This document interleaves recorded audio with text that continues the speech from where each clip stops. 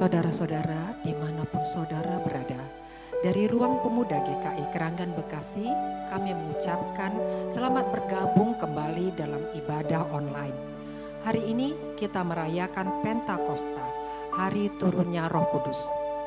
Roh Kudus datang sesuai dengan janji Tuhan Yesus. Ia akan mengirimkan seorang penolong untuk menemani kita dalam penjarahan hidup, untuk memberi air hidup di tengah gersang dan penatnya berjalan di padang gurun dunia ini. Marilah kita datang kepada Tuhan. Kita mulai kebaktian ini dengan menyanyikan sebuah lagu, Suara Yesus Kudengar, Hai Mari yang penat.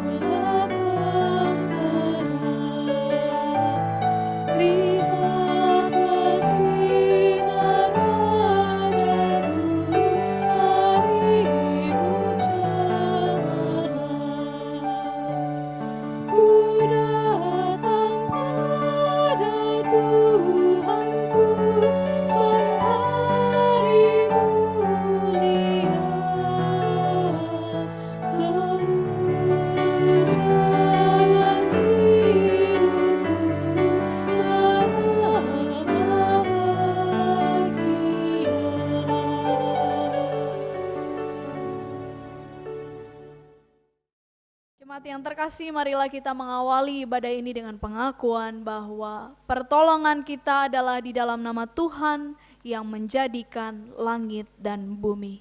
Amin.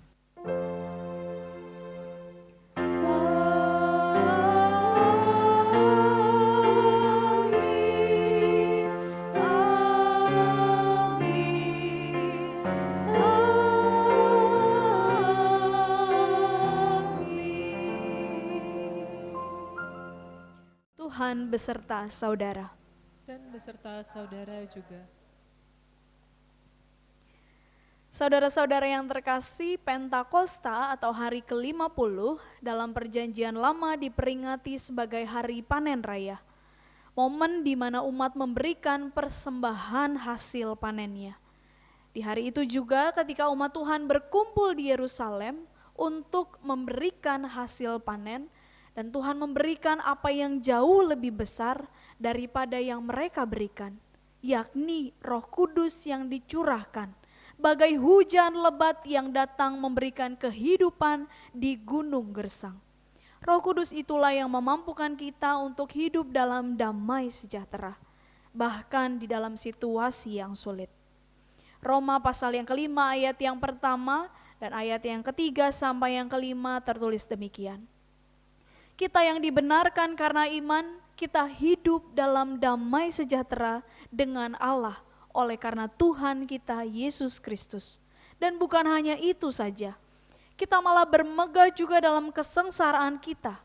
Karena kita tahu bahwa kesengsaraan itu menimbulkan ketekunan. Dan ketekunan menimbulkan tahan uji. Dan tahan uji menimbulkan pengharapan. Dan pengharapan tidak mengecewakan. Karena kasih Allah telah dicurahkan di dalam hati kita oleh Roh Kudus yang telah dikaruniakan kepada kita.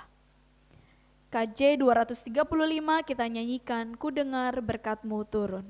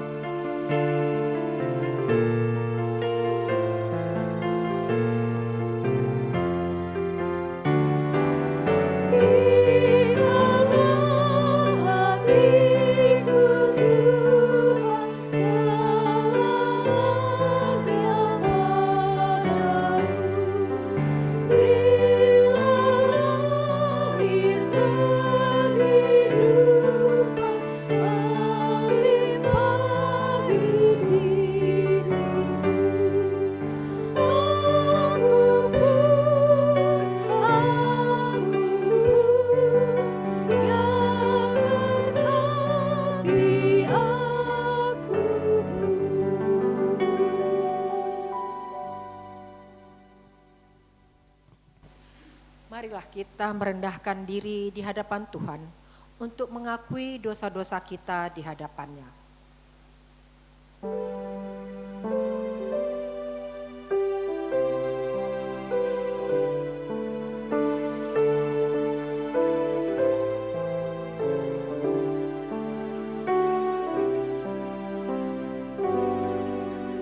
Mari kita berdoa. Bapa yang di surga, Maha Pengasih, Maha Penyayang. Bapa, Engkau tahu selama masa COVID-19 ini Bapa, begitu banyak hal yang membuat kami Bapa bersungut-sungut. Begitu banyak hal yang membuat kami kecewa Bapa. Begitu banyak hal yang membuat kami marah. Baik dalam tingkah kami, baik dalam hati kami Bapa. Bapa, kami kecewa karena usaha kami tidak berjalan dengan baik. Kami bersungut-sungut Bapa karena gaji yang kami terima juga harus dipotong. Overtime yang harus kami terima Bapa juga tidak pernah kami dapatkan lagi selama COVID-19 ini. Tuhan, kami tidak sadar bahwasanya kami sampai saat ini Engkau tetap memberi kami kehidupan Bapa. Engkau tetap memberi kami kesehatan. Kami tidak pernah bersyukur untuk hal tersebut. Ampuni kami Bapa yang di surga untuk segala sungut-sungut kami, untuk segala kekecewaan hati kami, untuk segala kemarahan kami dengan keadaan saat ini Bapa. Ampuni kami ya Tuhan, ampuni segala dosa-dosa kami Bapa. Ajari kami Tuhan untuk dapat melihat ini adalah sebuah kebaikan untuk kehidupan kami. Ajari kami ya Tuhan untuk selalu bersyukur dengan segala ada yang ada di hadapan kami. Bapa, ampuni kami Bapa untuk segala salah dan dosa kami. Dalam nama Yesus kami berdoa. Amin. Saudara-saudara, Tuhan mengampuni setiap orang yang datang memohon pengampunan. Bahkan Ia berjanji akan memberikan Roh-Nya untuk menyucikan kita dari segala kejahatan. Simaklah janji Tuhan dalam Yehezkiel 36 ayat 25 sampai 27. Aku akan mencurahkan kepadamu air jernih yang akan mentahirkan kamu dari segala kenajisanmu dan dari semua berhala-berhalamu. Kamu akan kuberikan hati yang baru dan roh yang baru di dalam batinmu, dan aku akan menjauhkan dari tubuhmu hati yang keras dan kuberikan kepadamu hati yang taat. Rohku akan kuberikan diam di dalam batinmu, dan aku akan membuat kamu hidup menurut segala ketetapanku. Dalam Kristus engkau telah diampuni. Di dalam Kristus engkau pun telah diampuni.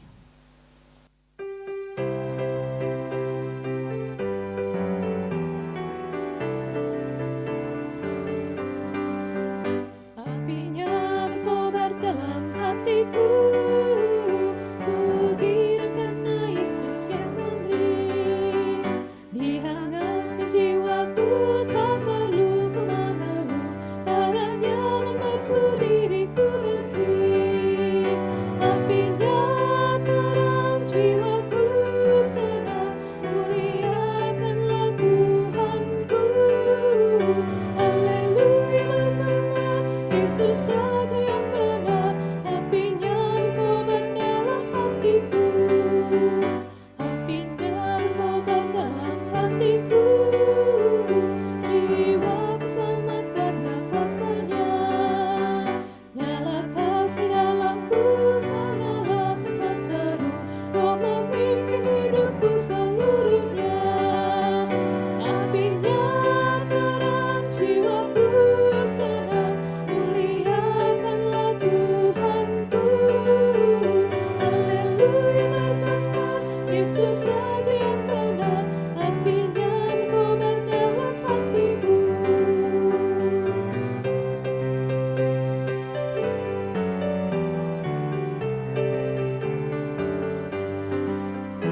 Apinya berkobar dalam hatiku, dinyalakan iman harapanku.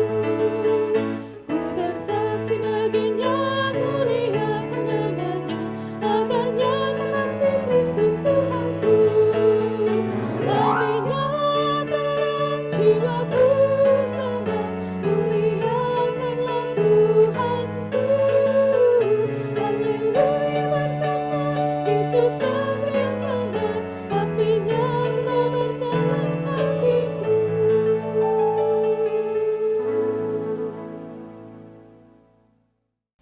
Jemaat yang terkasih di dalam Tuhan, sebelum membaca dan merenungkan kebenaran firman Tuhan, mari kita bersatu hati di dalam doa. Bapa, biarlah hati kami menjadi hati yang dipenuhi oleh cinta kasih Tuhan. Hati yang terus merasa senang, bahkan dalam penderitaan yang kami hadapi. Hati yang terus mau merasakan cinta kasih Tuhan, bahkan di dalam pergumulan hidup kami. Kami menyadari Tuhan, dalam perjalanan hidup yang kami jalani, seringkali kami merasa berbeban. Kami merasa sangat berat Tuhan, pergumulan yang Tuhan izinkan. Namun biarlah Engkau yang terus mengingatkan setiap kami, bahwa kami berada dalam pemeliharaan Tuhan. Dan biarlah Tuhan dalam kelemahan kami, kelesuan kami berjalan menjalani hidup ini, kami boleh kembali disegarkan melalui firman yang akan kami baca dan renungkan. Maka biarlah Roh Kudus Tuhan yang ada dalam hati kami, Roh yang sama juga yang akan menolong kami dalam pembacaan firman. terlebih untuk kami memahami makna yang Tuhan mau sampaikan. Bahkan untuk kami juga boleh melakukannya dalam kehidupan yang kami jalani. Berkati hamba-Mu di tengah setiap keberadaannya, Tuhan yang memakainya, sehingga setiap kata yang keluar dari mulutnya sesuai dengan kebenaran firman Tuhan. Berkati setiap kami akan membaca Alkitab, berkati kami akan mendengarkan firman-Mu. Biarlah Tuhan yang hadir dalam hati kami masing-masing pribadi. Berfirmanlah Tuhan, karena kami anak-anak-Mu sedia untuk mendengarkannya. Di dalam nama Tuhan kami Yesus Kristus, kami berdoa dan mengucap syukur. Amin.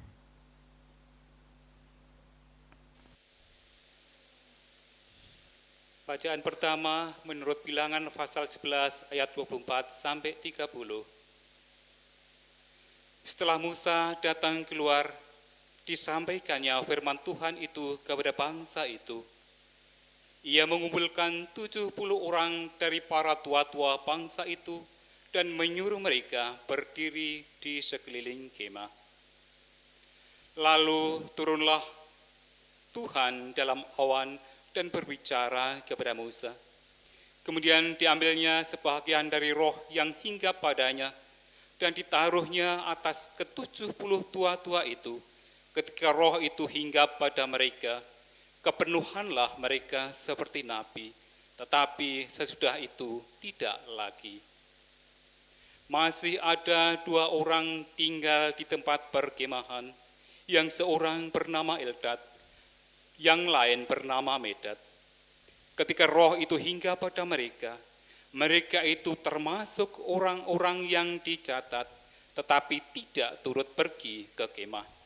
Maka kepenuhanlah mereka seperti nabi di tempat perkemahan. Lalu berlarilah seorang muda memberitahukan kepada Musa, Eldad dan Medad kepenuhan seperti nabi di tempat perkemahan. Maka menjawablah Yosua bin Nun yang sejak mudanya menjadi abdi Musa, Tuanku Musa, cegahlah mereka. Tetapi Musa berkata kepadanya, apakah engkau begitu giat mendukung diriku? Kalau seluruh umat Tuhan menjadi nabi, oleh karena Tuhan memberi rohnya hinggap kepada mereka. Kemudian kembalilah Musa ke tempat perkemahan, dia dan para tua-tua Israel. Demikianlah sabda Tuhan. Syukur kepada Allah. Marilah kita menyambut bacaan pertama tadi dengan menyanyikan Mazmur 104, ayatnya yang ke-24 sampai dengan ke-35 secara berbalasan.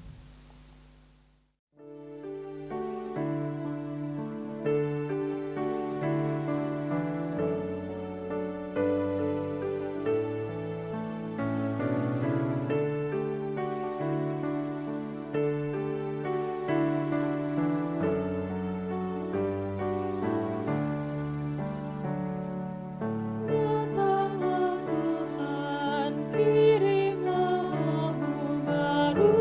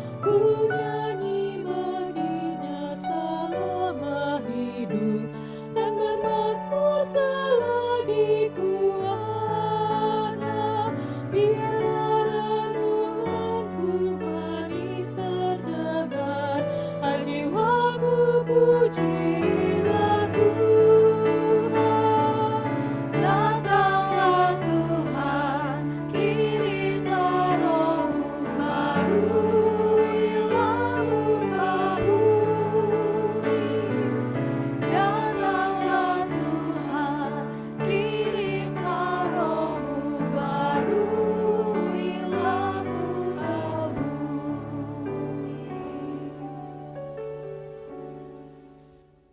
Bacaan kedua, menurut Kisah Para Rasul 2:1-21. Ketika tiba hari Pentakosta, semua orang percaya berkumpul di suatu tempat. Tiba-tiba turunlah dari langit suatu bunyi seperti tiupan angin keras yang memenuhi seluruh rumah di mana mereka duduk. Dan tampaklah kepada mereka lidah-lidah seperti nyala api yang bertebaran dan hinggap pada mereka masing-masing. Maka penuhlah mereka dengan Roh Kudus. Lalu mereka mulai berkata-kata dalam bahasa-bahasa lain, seperti yang diberikan oleh Roh itu kepada mereka untuk mengatakannya. Waktu itu di Yerusalem diam orang-orang Yahudi yang saleh dari segala bangsa di bawah kolong langit. Ketika turun bunyi itu, berkerumunlah orang banyak. Mereka bingung karena mereka masing-masing mendengar rasul-rasul itu berkata-kata dalam bahasa mereka sendiri. Mereka semua tercengang-cengang dan heran, lalu berkata, bukankah mereka semua yang berkata itu orang Galilea? Bagaimana mungkin kita masing-masing mendengar mereka berkata-kata dalam bahasa kita sendiri, yaitu bahasa yang kita pakai di negeri asal kita? Kita orang Partia, Media, Elam, penduduk Mesopotamia, Yudea dan Kapadokia, Pontus dan Asia, Frigia dan Pamfilia, Mesir dan daerah Libya yang berdekatan dengan Kirene, pendatang-pendatang dari Roma, baik orang Yahudi maupun penganut agama Yahudi, orang Kreta dan orang Arab. Kita mendengar mereka berkata-kata dalam bahasa kita sendiri tentang perbuatan-perbuatan besar yang dilakukan Allah.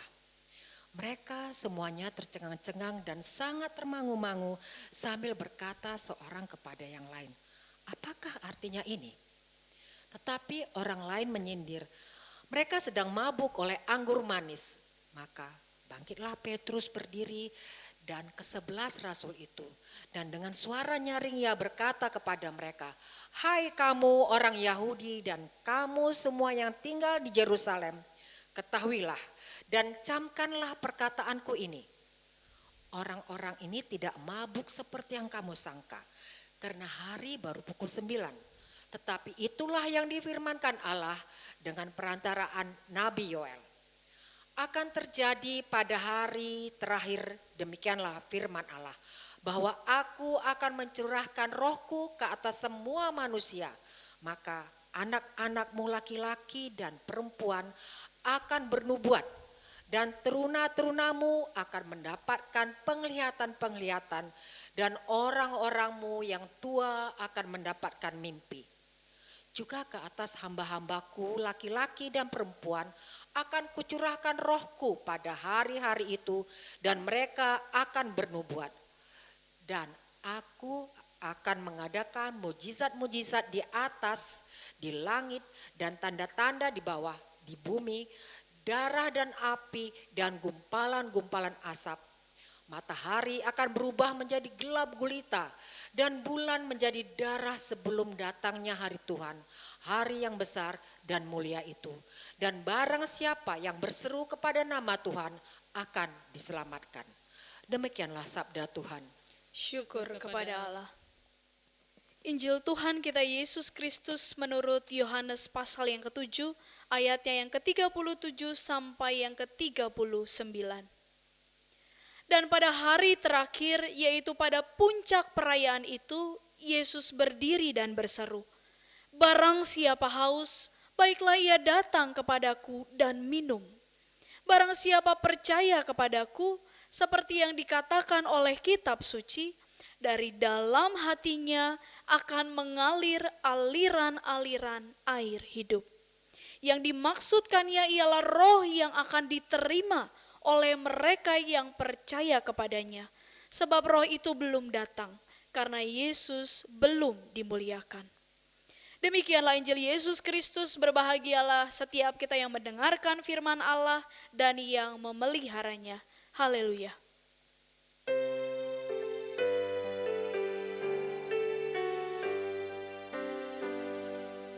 Haleluya, haleluya, haleluya, haleluya.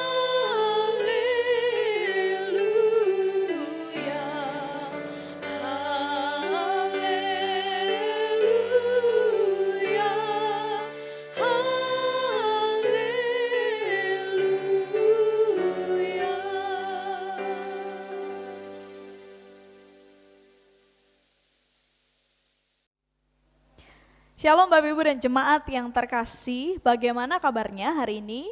Saya berdoa semua dalam kondisi yang baik, tetap sehat, dalam pemeliharaan tangan Tuhan. Bapak Ibu, sesungguhnya saya merindukan sekali kehadiran jemaat di gereja, mengingat sudah hampir jalan 3 bulan kita melakukan PSBB, kita tidak bisa berjumpa bersama, tapi biarlah kerinduan ini yang juga boleh menolong kita untuk tetap saling mendukung di tengah jarak yang terpisah. Bapak Ibu dan jemaat yang terkasih, hari ini di hari Pentakosta kita akan bersama membahas tema menerima aliran hidup dari Roh. Nah, di awal khotbah biasanya saya bertanya kepada Bapak Ibu dan saudara terkasih, tapi kondisi di ruangan ini sepi gitu ya. Karena Bapak Ibu tidak ada bersama-sama dengan saya, tapi saya akan tetap bertanya, yang menjawab boleh di rumah masing-masing. Pertanyaannya sederhana, adakah di antara kita, Bapak Ibu dan Saudara, yang pernah melakukan sebuah perjalanan panjang? Ada, boleh dilihat mungkin teman-teman, keluarga di kanan kirinya, ada yang pernah melakukan perjalanan panjang? Kalau dari kamar mandi, kamar ke dapur, dapur ke parkiran jangan dihitung gitu ya. Perjalanan panjang ini artinya bisa kita tempuh berjam-jam atau bahkan berhari-hari. Nah, biasanya orang-orang yang pernah atau sering melakukan ini adalah para pendaki. Mereka yang membawa barang yang sangat berat, tas carrier-nya itu, untuk kemudian mereka bawa dalam perjalanan mereka sampai kemudian nanti di puncak mereka tiba. Nah, Bapak Ibu, suatu kali dalam pengalaman saya sebagai seorang kader pendeta, kami diharuskan untuk naik ke sebuah gunung, yakni Gunung Gede, itu di Jawa Barat, di dekat Cipanas, dan kami bersama-sama diberi tugas untuk berjalan dengan kelompok sampai ke puncak gunung. Bapak Ibu bisa bayangkan, saya yang tidak punya pengalaman naik gunung sebelumnya harus berjuang bersama dengan teman-teman yang juga tidak punya pengalaman. Dan dengan postur yang tidak tinggi ini, saya harus membawa tas yang cukup besar dengan kebutuhan-kebutuhan yang ada yang harus kami bawa untuk bekal sepanjang perjalanan. Singkat cerita, kami bersiap-siap pagi hari kurang lebih pukul 6:30-7 pagi, sarapan, lalu kami bersiap masuk dalam kelompok masing-masing untuk menempuh perjalanan. Jadi kami punya tugas untuk bersama-sama dengan rekan kelompok berjalan sampai ke garis finish. Menariknya, awal-awal kami berangkat bersama-sama tuh cukup semangat, bahkan semangat sekali. Kita masih bisa sambil nyanyi-nyanyi, masih bisa sambil ngobrol, kayaknya semua masih baik-baik aja gitu. Mata masih seger melihat jalan. Sampailah kami di pos yang pertama. Sampai di pos pertama, oke, istirahat dulu. Kayaknya pencapaian itu ketika kita sudah sampai di pos perhentian. Lalu kami kembali berjalan sampai di perhentian yang kedua. Begitu seterusnya sampai perhentian yang ketiga, energinya udah mulai habis. Istirahatnya udah mulai makin sering. Kayaknya tiap berapa langkah minum air gitu ya. Udah kebayang betapa kami tuh kaki udah pegel, badan udah pegel semua, bawa barang berat masing-masing. Dan harus menempuh perjalanan yang kita nggak tahu berapa jauh lagi. Kita nggak tahu berapa jam lagi yang harus kita miliki untuk sampai di garis akhir tersebut. Lalu kemudian kami berupaya dalam perjalanan yang semakin berat kami rasakan, oke, kita pakai trik, nggak bisa nih kayak gini. Minum dikurangin secukupnya. Kalau enggak makin sering kita nanti ada yang teman saya kebelet pipis dan sebagainya, berhenti lagi gitu ya. Akhirnya nggak nyampe-nyampe tuh. Ngomong dikurangin, kita ngomong seperlunya aja. Jalan pelan aja temponya tapi konsisten gitu ya. Udah mulai ada teori-teori itu yang kita saling keluarkan, kita saling ucapkan satu dengan yang lain. Sampai kemudian sore hari kami tiba di puncak gunung tersebut. Dengan perasaan yang udah gak karuan, antara happy, akhirnya kita nyampe. Tadinya yang kepikir udahlah aku berhenti aja lah di pos 3, udah kalian jalan aja gitu. Tapi justru itu goalnya, kita mau jalan bareng-bareng nih di tengah perjalanan yang tidak mudah. Dan rasanya sekujur tubuh dari atas sampai bawah itu udah gak karuan Bapak Ibu. Mungkin kalau yang pendaki-pendaki udah tahu gitu ya trik-triknya, lalu udah punya energi yang baik, badannya juga fit gitu. Tapi kami yang gak pernah olahraga sebelumnya kepayahan luar biasa. Dan saya membayangkan bahwa perjalanan yang kami sebagai kelompok hadapi juga kita hadapi dalam kehidupan kita hari demi hari. Perjalanan hidup yang tidak selalu mudah, perjalanan hidup yang tidak selalu menyenangkan. Bahkan bisa digambarkan bahwa hidup kita ini hidup yang punya salib yang harus dipikul. Berat, setiap kita punya pergumulannya masing-masing. Saya membayangkan Bapak Ibu yang hadir, yang nonton di rumah masing-masing, mulai dari usia yang beragam. Dari yang masih pemuda sampai yang sudah lansia bahkan tentu punya pergumulan hidup, punya perasaan yang gila berat banget ya ternyata hidup yang harus kita jalani. Saya membayangkan anak-anak yang sekarang melakukan sekolah online, para pemuda-pemudi yang harus kuliah online, yang harus bekerja online. Mungkin 1-2 hari di awal tuh masih seneng, waduh enak nih ya bangun tidur langsung buka laptop kerja, langsung buka laptop belajar. Masuk bulan pertama, bulan kedua, bulan ketiga, lama-lama bosen juga. Tugasnya makin banyak. Setiap dosen kasih tugas masing-masing. Dulu kalau di kampus tugas paling 1-2 dosen. Sekarang tiap dosen mau gak mau menilainya dengan tugas. Maka semakin banyak deadline, semakin banyak pekerjaan yang harus dilakukan. Pergumulan buat pemudi-pemuda. Dan barangkali pergumulan lain yang juga dihadapi seperti orang-orang dewasa muda. Saya mau sharing pengalaman kami sebagai pasangan baru menikah. Jadi kami menikah kurang lebih 3-4 bulan ini. Pergumulannya cukup menyenangkan, cukup seru. Kalau sebelumnya kami berantem, yang satu di Cibubur, yang satu di Ciledug. Nah sekarang udah harus gabung di satu kamar, harus gabung di satu rumah. Kalau sebelumnya kami berselisih paham, masih bisa berada di tempat yang berbeda. Sekarang satu atap, jadi kadang diem-dieman, kadang harus lewat aja ngeleos gitu ya. Itu justru pergumulan. Bagaimana kita menjalani hidup yang ribut rukun. Nah itu saya membayangkan bagi saya yang 4 bulan aja berasa gitu ya. Apalagi yang udah 4 tahun, 14 tahun, 40 tahun menjalani pernikahan. Barangkali sempat kita bicara Tuhan ternyata berat ya komitmen menikah. Atau bapak-bapak ibu-ibu yang punya anak yang juga pergumulannya semakin kompleks setiap saat. Harus memikirkan mengenai pekerjaan, mengenai penghasilan sehingga semua kebutuhan tercukupi. Memikirkan kemana anak saya akan sekolah nantinya, apa yang terbaik buat mereka. Belum lagi pergumulan-pergumulan ekonomi dan banyak lainnya. Poin-poin yang coba saya jelaskan menggambarkan bahwa betul kehidupan kita adalah kehidupan yang tidak mudah dijalani. Kadang kita merasa berat sekali. Seperti mendaki sebuah gunung, ada perjuangan yang harus sama-sama kita lakukan. Dan bacaan Injil yang kita baca bersama tadi juga mengingatkan setiap kita bahwa Tuhan justru hadir kepada orang-orang yang suasana batinnya gak karuan. Mereka yang lelah dengan kenyataan sehari-hari. Dan Tuhan hadir untuk menawarkan penyegaran kepada umat. Mungkin kalau Bapak Ibu membayangkan kelelahan fisik bisa terbayar dengan minum air yang banyak gitu ya. Waktu jalan ke atas tuh kayak tenggorokan udah kering banget. Dan minum air glek-glek-glek, seger. Itu kalau kelelahan fisik, kalau kelelahan batin juga perlu diisi dengan kesegaran bagi batin kita. Jadi ada dua hal yang disampaikan dalam Injil kita.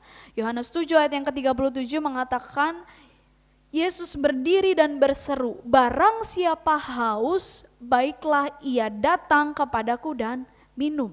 Kata Yesus kepada semua orang. Tetapi menariknya di ayat yang ke-38 dia mengatakan, barang siapa percaya kepada Yesus, dari dalam hatinya akan mengalir aliran-aliran air hidup. Jadi bukan sekedar air yang memuaskan dahaga kita, tapi juga air yang menyegarkan kehidupan iman kita. Air yang menyegarkan kehidupan spiritual kita. Aliran air di sini dapat juga diartikan kuasa Roh Kudus yang mengalir dalam hati kita, yang menyegarkan jiwa kita yang lesu, jiwa kita yang berbeban berat. Tema kita hari ini menerima aliran hidup dari Roh. Maka kesediaan kita harusnya membuka hati kita untuk Roh Kudus hadir dalam hati kita. Roh Kudus hadir dalam kehidupan kita. Pentakosta sebagai hari ke-50 setelah kebangkitan Tuhan Yesus menjadi cerita yang tidak asing bagi setiap kita. Mulai dari sekolah minggu kita belajar cerita Alkitab, bagaimana Roh Kudus turun kepada orang-orang, kepada rasul-rasul yang sedang berkumpul bersama-sama. Yohanes 14 ayat 16 mengatakan, Aku akan minta kepada Bapa dan ia akan memberikan kepadamu seorang penolong supaya ia menyertai kamu selama-lamanya, yaitu Roh kebenaran. Jadi kalau beberapa hari lalu kita sama-sama ibadah kenaikan, Tuhan Yesus minta kepada Bapa dan menjanjikan agar setiap murid yang ditinggalkan itu mendapatkan Roh penolong, Roh kebenaran. Dan Allah mengaruniakannya kepada mereka pada hari Pentakosta. Ketika mereka berkumpul bersama, dikisahkan di Kisah Para Rasul 2, bacaan kita yang kedua, bahwa setiap orang tersebut dicurahkan oleh Roh Kudus. Yang berkumpul bukan 1-2 orang, ratusan orang. Bahkan dikatakan 120 orang berkumpul bersama di sebuah rumah di bait Allah untuk mereka menerima kuasa Roh Kudus. Tiba-tiba turunlah dari langit suatu bunyi seperti tiupan angin yang keras yang memenuhi seluruh rumah di mana mereka duduk. Dan tampaklah kepada mereka lidah-lidah api bertebaran dan hingga pada mereka masing-masing. Peristiwa itu bagi beberapa dari kita, khususnya saya waktu kecil membayangkan spektakuler sekali. Ada lidah api di mana-mana menyala-nyala. Kalau kita membayangkan sekarang itu jadi sesuatu yang hampir tidak mungkin kita alami secara physically, bisa lihat. Tapi bukan tidak mungkin kita merasakan kuasa Roh Kudus hadir dalam hidup kita saat ini. Nah, gambar ini ingin menunjukkan bahwa orang-orang yang berkumpul dipenuhi oleh kuasa Roh Kudus, masuk ke dalam hati mereka masing-masing. Yang menarik dalam bacaan kedua kita dikatakan pada ayat yang keempat, 6, 7 dan 11 diulang kata yang sama, yakni berbicara atau berkata-kata. Maka penuhlah mereka dengan Roh Kudus lalu mereka mulai berkata-kata. Ketika turun bunyi itu berkerumunlah orang banyak, mereka bingung dan mereka berkata-kata. Itu terus diulang selama 4 ayat berturut-turut. Seolah-olah ada penegasan yang ingin disampaikan oleh penulis mengenai berkata-kata, menyampaikan kemuliaan Bapa. Dan kita dipanggil untuk tidak hanya berhenti pada kata-kata kita. tidak hanya berhenti pada apa yang kita ucapkan, tetapi juga boleh menunjukkan melalui kehidupan yang kita lakukan kemuliaan Tuhan. Dikatakan mereka berbicara dengan berbagai bahasa, yang artinya Roh Kudus melengkapi orang-orang yang ada di situ untuk membawa kabar baik. Dan kabar baik itu tetap bisa kita sampaikan saat ini, baik melalui perkataan maupun juga melalui hidup kita, laku hidup kita. Nah, pertanyaannya, apakah Roh Kudus bekerja hingga saat ini? Betul. Roh Kudus bekerja mulai dari penciptaan, mulai dari perjanjian lama. Bacaan pertama kita mengisahkan bagaimana Roh Kudus diturunkan kepada 70 tua-tua. Lalu di perjanjian baru dikisahkan di banyak sekali kisah, salah satunya adalah ketika malaikat datang kepada Maria menyatakan Roh Tuhan ada padamu. Dan bahkan hingga saat ini Roh Kudus hadir dalam hidup kita, menuntun kita di tengah perjalanan yang tidak mudah, yang tadi saya coba gambarkan di awal. Maka panggilan setiap kita, saya dan juga Bapak Ibu adalah untuk membuka hati kita agar dipenuhi oleh Roh Kudus.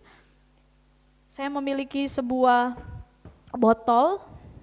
Pertanyaannya sederhana, apa yang saya lakukan agar botol ini dapat terisi penuh dengan air?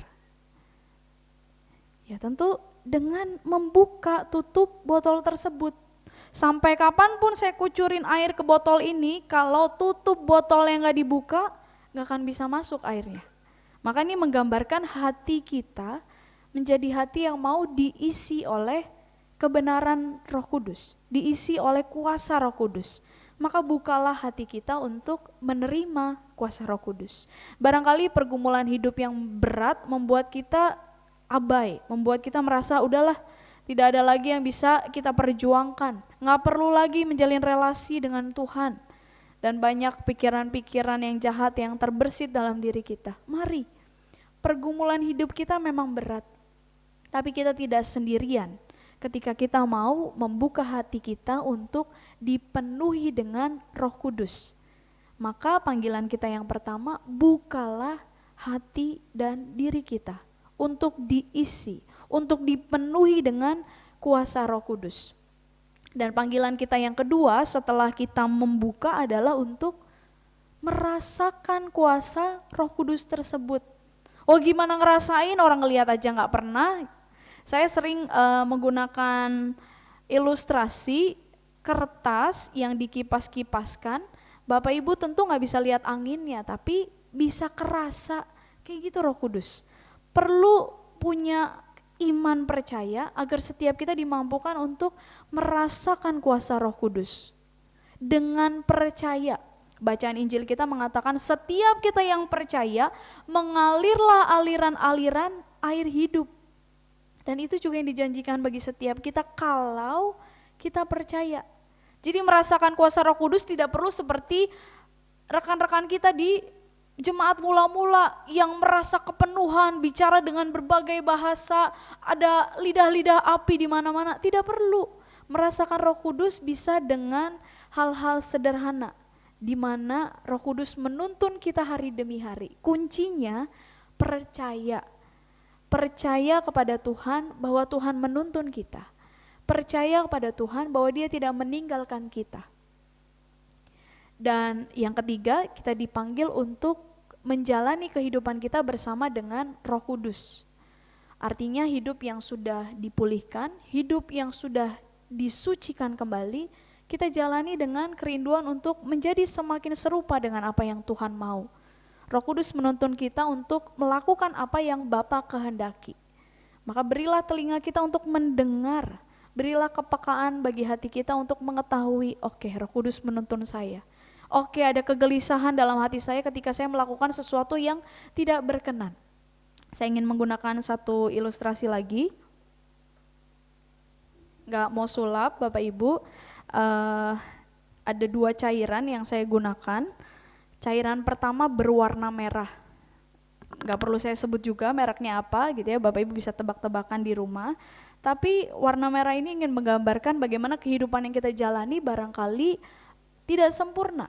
kita acap kali jatuh dalam dosa, kita acap kali melukai Tuhan, melukai sesama, dan kita bisa juga menjadi manusia yang berdosa.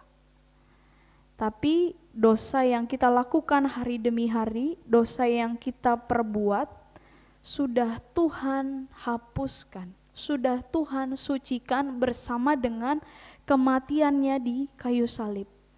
Dan dosa ini Tuhan ubahkan, hati ini Tuhan ubahkan menjadi hati yang putih kembali. Hati yang rindu untuk menjadi sempurna seperti yang Tuhan mau. Kadang dalam kehidupan yang kita jalani ada banyak godaan-godaan yang membuat kita mendengarkan keinginan manusiawi kita. Tapi kematian Kristus yang kita hayati dalam masa Paskah, kebangkitan Kristus, terlebih turunnya Roh Kudus dalam hati kita mengingatkan panggilan kita untuk terus mau berjalan bersama dengan Roh Kudus. Kita yang berdosa, kita yang tidak layak, kita yang hina ini Tuhan layakkan kembali. Tuhan sucikan hidup kita. Maka marilah kita menjalani kehidupan kita bersama dengan tuntunan Roh Kudus. Dengarkanlah apa yang menjadi pernyataannya dalam hidup kita. Maka hari ini kita diingatkan untuk mengupayakan 3 hal.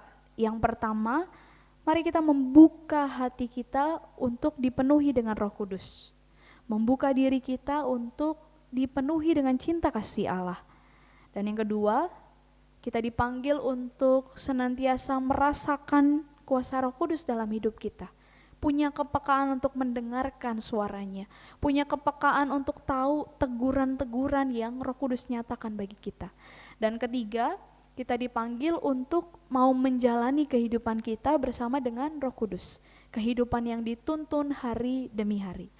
Bapak Ibu, saya mengajak kita untuk mengakhiri perenungan ini dengan bersama melihat dari nyanyian yang juga akan kita nanti nyanyikan bersama di akhir, NKB 100 ayatnya yang kedua sampai yang ketiga. Lagunya mungkin bukan lagu yang asing bagi setiap kita. Saya ingin mengajak kita untuk melihat kata demi kata dari lagu tersebut.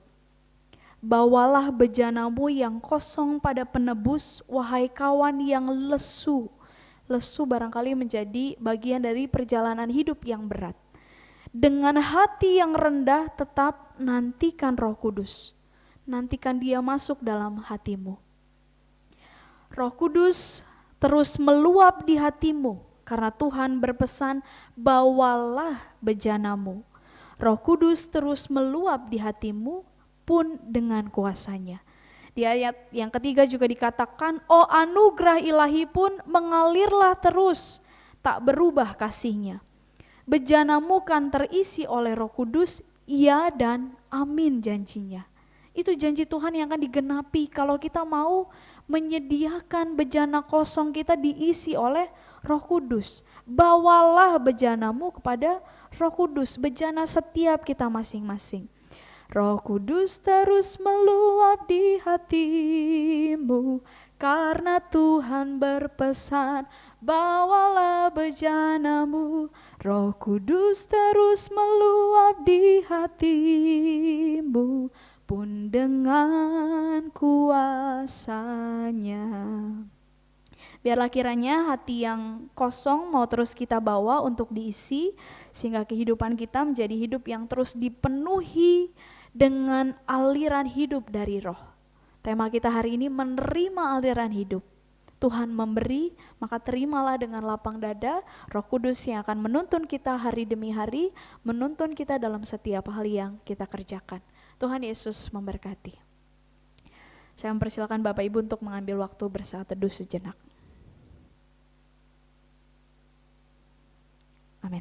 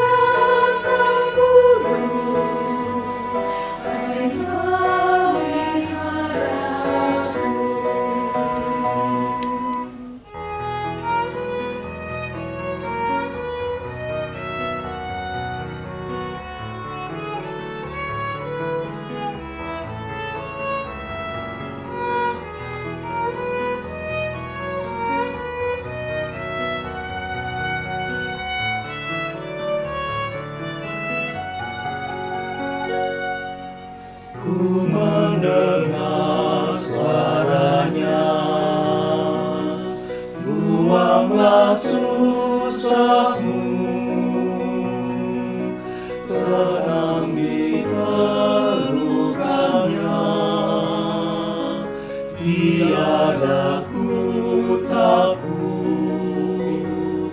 Tuhan pimpin jalanku, ku mau ikut serta. Dia peliharakan burung, juga peliharakanku. Dia peliharakan burung, juga peliharakanku.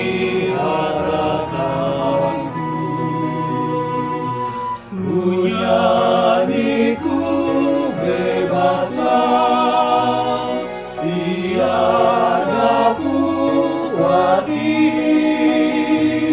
Dia yang peliharakan burung, pasti memeliharaku.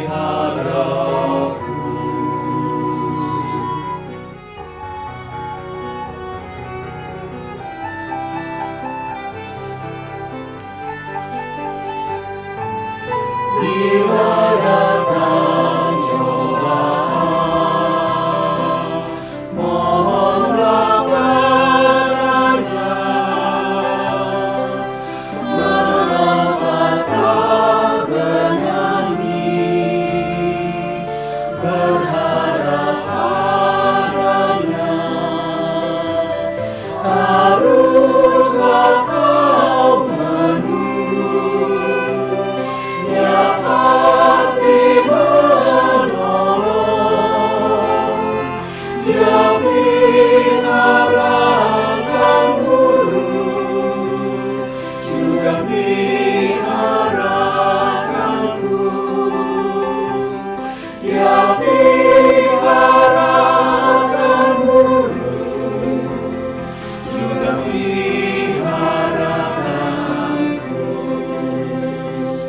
Ku nyanyi ku bebaslah, tiada ku khawatir. Dia yang peliharakan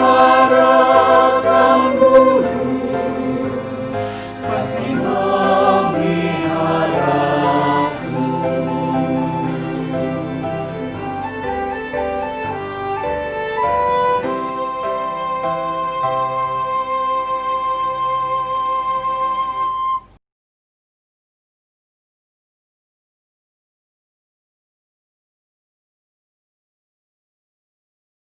Marilah kita bersama dengan umat Allah di seluruh dunia dan mengingat janji baptisan kita dan mengikrarkan pengakuan iman rasuli.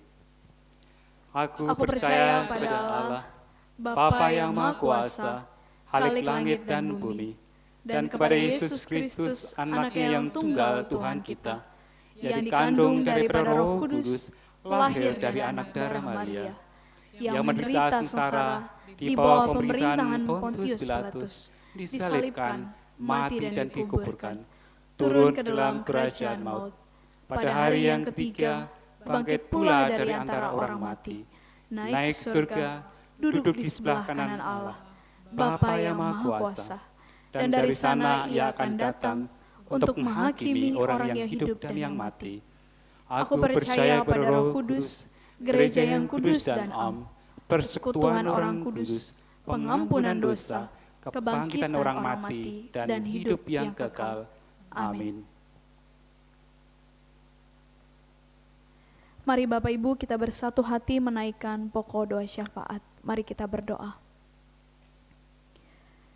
Bapa, kami mengucap syukur ketika Engkau Allah yang hadir dalam hidup kami, Allah yang mengisi kehidupan kami dengan kebenaran firman Tuhan. Dan biarlah Tuhan firman yang baru saja kami dengarkan menguatkan iman kami, menyegarkan kembali perjalanan hidup kami. Dan biarlah Engkau dengan Roh Kudus-Mu yang senantiasa menuntun kami di tengah setiap hidup yang kami jalani. Bapa, dalam persekutuan yang indah, kami pun bersatu hati untuk berdoa bersama-sama. Kami berdoa bagi bangsa dan negara kami di tengah pandemi COVID yang terjadi dan berdampak bagi banyak sekali orang. Tuhan, banyak di antara kami menangis karena sakit yang kami alami. Banyak di antara kami menangis karena pendapatan yang turun drastis. Banyak di antara kami yang menangis karena pergumulan hidup yang kami alami.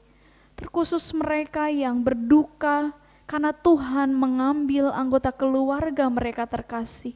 Tuhan, kami meyakini Engkau Allah yang hadir dalam tangisan kami. Engkau pula Allah yang akan bersama-sama kami menghadapi pergumulan hidup kami. Maka Tuhan, biarlah Engkau yang menolong setiap orang dalam pergumulan mereka masing-masing, untuk mereka boleh terus berserah kepada Tuhan, menyandarkan kehidupannya secara utuh kepada Tuhan. Kami pun berdoa bersama bagi para dokter, suster, dan pihak medis yang melakukan bagian mereka. Mereka yang berada di garda terdepan, menolong banyak orang di tengah sakit penyakit. Dan mereka juga yang berpotensi untuk terkena virus lebih cepat. Tuhan, tolonglah mereka, jaga dan lindungi mereka. Berikanlah, karuniakanlah mereka kesehatan daripada Tuhan saja. Kami pun berdoa bagi kondisi ekonomi, baik di bangsa ini maupun di dunia. Engkau yang juga memulihkan banyak orang yang bergumul di tengah pergumulan ekonomi mereka masing-masing. Kami pun berdoa bagi setiap kami. Kami membawa nama-nama orang yang akan kami doakan, mereka yang adalah keluarga kami, mereka yang adalah saudara kami, mereka yang adalah orang terkasih kami yang berada jauh daripada kami. Kami membawa mereka dalam doa kami kepada Tuhan. Tuhan menjaga mereka dalam studi mereka, Tuhan menjaga mereka dalam pekerjaan mereka, Tuhan menjaga mereka dalam setiap hal yang mereka kerjakan. Inilah Bapa doa dan syafaat kami, doa yang jauh daripada sempurna ini, kami alaskan ke dalam nama Tuhan kami Yesus Kristus. Kami berdoa dan mengucap syukur. Amin. Bapak, Ibu, dan Saudara yang dikasihi dalam Tuhan, Pentakosta kita rayakan sebagai hari pengucapan syukur tahunan. Maka marilah kita memberikan pengucapan syukur tahunan kita, sekalipun hari ini kita belum bisa beribadah di gereja.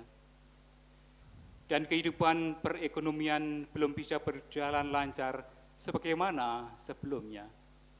Mari kita mengingat firman Tuhan yang ditulis dalam Amsal pasal 11 ayat yang ke-25. Siapa banyak memberi berkat, diberi kelimpahan. Siapa memberi minum, ia sendiri akan diberi minum. Umat dapat memberikan persembahan dengan mengirimkan persembahan lewat transfer bank atau memasukkannya ke amplop lalu mengumpulkannya di sebuah wadah untuk dibawa ke gereja nanti pada saat kita bisa kembali beribadah di gedung gereja.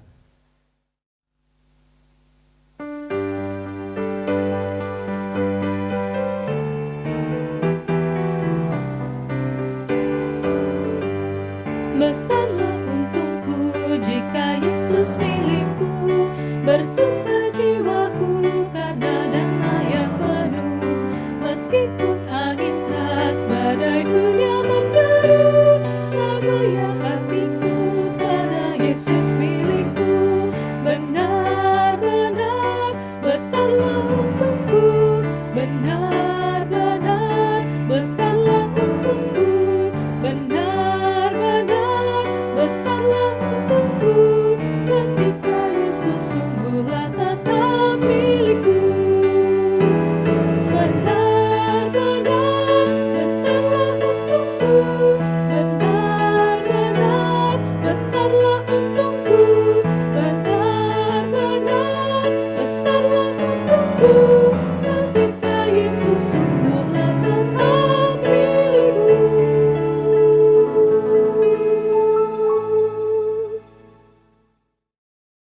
Marilah kita berdoa. Bapa Surgawi, Bapa yang penuh kasih, Bapa berkenan menerima dan menyucikan persembahan sebagai ungkapan syukur dan tanda kasih bagi Tuhan. sehingga melalui persembahan syukur kami bisa dipakai untuk mendukung pelayanan kasih kepada sesama dan untuk lebaran kerajaan Tuhan di dunia ini. Bapa surga, berkenan terus memampukan kami untuk mempersembahkan seluruh kehidupan kami sebagai persembahan yang hidup dan yang kudus bagi Tuhan. Di dalam nama Tuhan Yesus kami berdoa dan mengucap syukur. Amin. Saudara-saudara yang terkasih, marilah kita menjalani hidup di depan kita hari demi hari dengan merendahkan hati, dengan peka terhadap pimpinan Roh Kudus. Kerendahan hati ibarat bejana yang kosong, yang siap menerima aliran-aliran air hidup.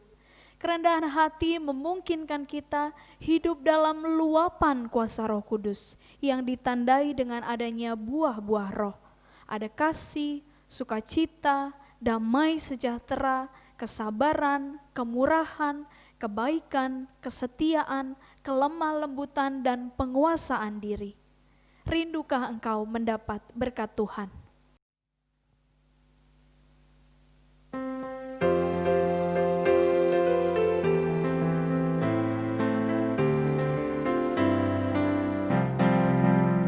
Rindukah engkau mendapat berkat Tuhan yang penuh di seluruh hidupmu? Mintalah kepada Bapa-Mu yang janjinya teguh menyertai langkahmu. Roh Kudus terus meluapi hatimu, karena Tuhan berpesan, bawalah bencanamu.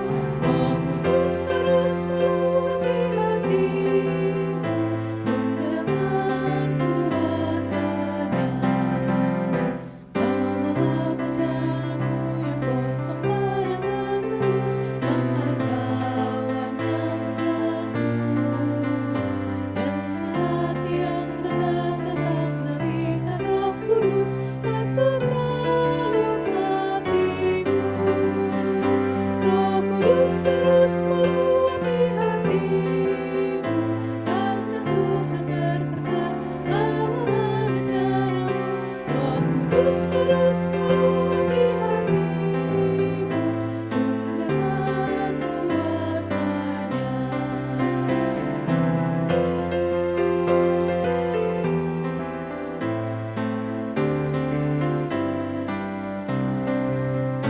Anugerah ilahi pun mengalirlah terus, tak berubah kasih-Nya. Berjalan terisi oleh kuasa Roh Kudus, Dia dalam janji-Nya. Roh Kudus terus meluapi hatimu, karena Tuhan berpesan, bawalah bencanamu. Roh Kudus terus meluapi hatimu, pun dengan kuasa-Nya.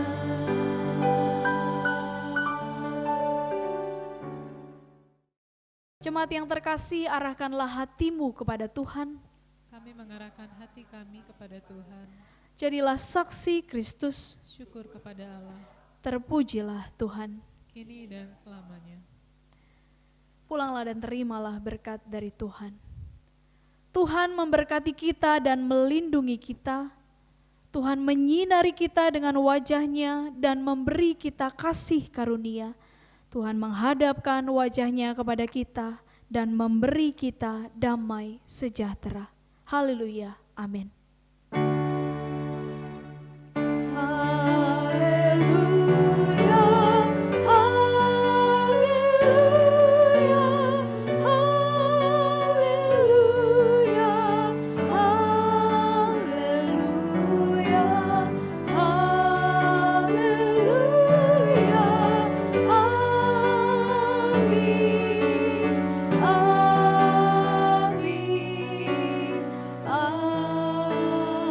amin.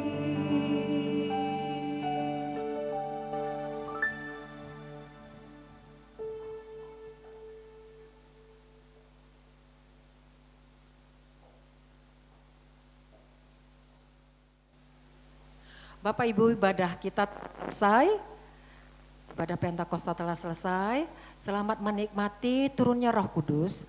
Tuhan Yesus memberkati.